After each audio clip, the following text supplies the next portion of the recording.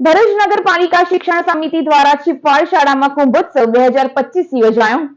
ભરૂચની Medina hotel પાસે છીપવાડ મુખ્ય કન્યા અને કુમાર શાળા ખાતે મંગળવારે પાલિકા પ્રમુખ વિભૂતિભાઈ યાદવ, ડીઈઓ સ્વાતિબા રાઉલ, અશોક બારોટ, ભારતીબેન પટેલ સહિતની ઉપસ્થિતિમાં કુંભોત્સવ યોજાયો હતો, જેમાં કન્યા અને કુમાર શાળાના બાળકોએ વિવિધ સાંસ્કૃતિક કૃતિઓ રજૂ કરી હતી। કાર્યક્રમમાં સ્થાનિક નગરસેવકો સહિત વાલીઓ અને વિદ્યાર્થીઓ હાજર રહ્યા હતા।